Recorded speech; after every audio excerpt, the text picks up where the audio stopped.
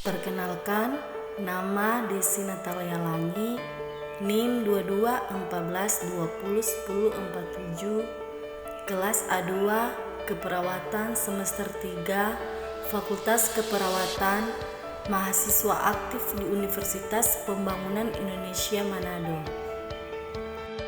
Video ini saya buat sebagai syarat untuk memenuhi tugas ujian tengah semester dengan materi sirkulasi peredaran darah, mata kuliah keperawatan dewasa kardiovaskuler, respiratori, dan hematologi. Dosen pengampu Ners Yani Lonto Escape MCAP. Baik teman-teman, nah yang pertama harus kita ketahui adalah memahami sistem peredaran darah manusia beserta fungsinya. Nah, sistem peredaran darah manusia memiliki peran yang sangat penting bagi tubuh. Tidak hanya mengalirkan nutrisi dan oksigen ke seluruh tubuh, sistem ini juga berperan dalam proses metabolisme. Fungsi utama sistem peredaran darah adalah mengedarkan oksigen, nutrisi, dan hormon ke seluruh sel dan jaringan tubuh. Nah, boleh teman-teman lihat di samping kanan ini ada gambar tentang sistem peredaran darah. Nah, selain itu sistem peredaran darah manusia berfungsi untuk mengalirkan sisa proses metabolisme berupa karbon dioksida untuk dikeluarkan melalui paru-paru dan menjaga suhu tubuh tetap stabil. Selanjutnya, kenali berbagai organ dalam sistem peredaran darah manusia. Sistem peredaran darah manusia tersusun atas berbagai organ yang memiliki peran dan fungsinya masing-masing. Berikut adalah organ-organ yang termasuk dalam sistem peredaran darah manusia. Pertama, jantung. Jantung merupakan salah satu organ vital dalam tubuh manusia yang berfungsi untuk memompa darah ke seluruh tubuh. Jantung terletak di bagian kiri rongga dada, tepatnya di bagian belakang sisi kiri tulang dada. Ukuran jantung orang dewasa kira-kira sebesar kepalan tangan. Di dalam jantung terdapat 4 ruangan yang terbagi menjadi 2 bilik, disebut ventricle, dan 2 serambi disebut atrium. Nah, serambi dan bilik kiri jantung berisi darah bersih yang kaya oksigen, sedangkan bilik dan serambi kanan berisi darah kotor. 4 ruangan di dalam jantung juga dilengkapi 4 katup yang berfungsi untuk mencegah terjadinya aliran balik darah saat dipompa. Nah, yang kedua, pembuluh darah.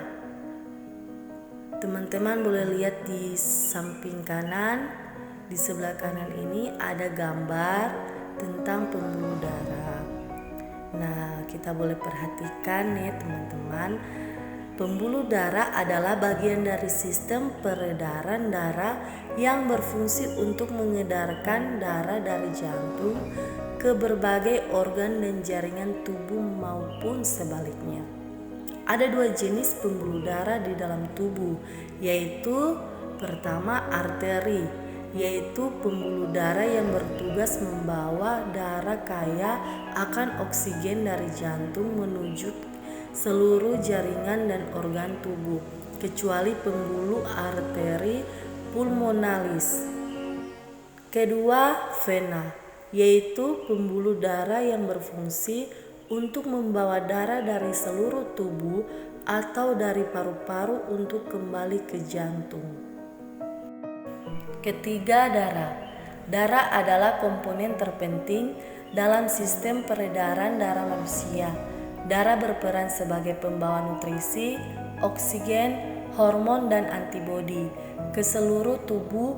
Tak hanya itu, darah juga mengangkut zat beracun dan sisa metabolisme seperti karbon dioksida untuk dikeluarkan dari tubuh.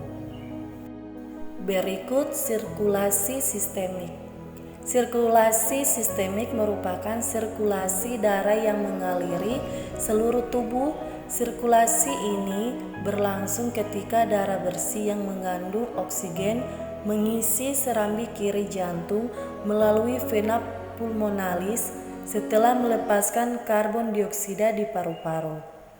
Nah, darah yang sudah berada di serambi kiri kemudian diteruskan ke balik kiri jantung untuk disalurkan ke seluruh tubuh melalui pembuluh darah utama disebut aorta. Selanjutnya ada sirkulasi pulmonal. Sirkulasi pulmonal atau sirkulasi paru merupakan sirkulasi darah dari jantung menuju paru-paru dan sebaliknya. Sirkulasi ini berlangsung saat darah yang mengandung karbon dioksida dari sisa metabolisme tubuh kembali ke jantung melalui pembuluh vena besar disebut vena cava. Nah, selanjutnya darah tersebut akan masuk ke serambi kanan dan diteruskan ke bilik kanan jantung. Setelah itu darah akan dialirkan ke paru-paru melalui arteri pulmonalis untuk ditukar dengan darah kaya oksigen. Darah yang kaya oksigen tersebut akan kembali ke serambi kiri jantung untuk diedarkan ke seluruh tubuh.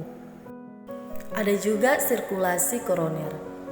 Sama seperti organ tubuh lain, jantung juga membutuhkan asupan oksigen dan nutrisi agar dapat menjalankan fungsinya dengan baik. Darah yang membawa nutrisi dan oksigen ke otot-otot jantung akan dialirkan melalui pembuluh arteri koroner. Nah, ketika pembuluh darah jantung tersumbat, dengan kata lain disebut aterosklerosis, aliran darah di jantung akan mengalami gangguan. Hal ini bisa membuat otot-otot jantung kekurangan oksigen dan nutrisi, sehingga fungsinya terganggu dan lama-kelamaan bisa menyebabkan terjadinya serangan jantung. Nah, terakhir, gangguan pada sistem peredaran darah. Aliran darah yang terganggu dapat menyebabkan kerusakan pada organ tubuh sehingga menimbulkan berbagai penyakit serius. Nah, gangguan pada sistem peredaran darah manusia ini dapat disebabkan oleh berbagai hal, mulai dari kelainan bawaan atau gangguan genetik, gaya hidup, hingga penyakit tertentu seperti diabetes. Oke teman-teman, jadi sampai di sini dulu video saya. Terima kasih telah menonton dan jangan lupa untuk subscribe, like, dan komen channel YouTube saya. Hai teman-teman, nah jadi saya akan mempromosikan kampus saya.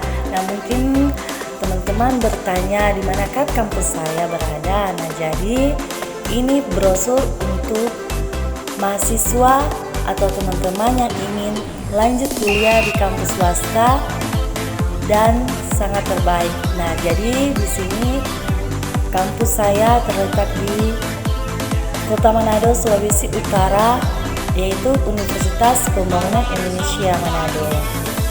Di sini ada Fakultas Teknik, Fakultas Hukum, Fakultas Sastra, Fakultas Pertanian, Fakultas Ilmu Sosial dan Ilmu Politik, dan Fakultas Keperawatan. Nah teman-teman, tunggu apa lagi? Yuk bergabung bersama kami di keluarga besar Universitas Pembangunan Indonesia Manado.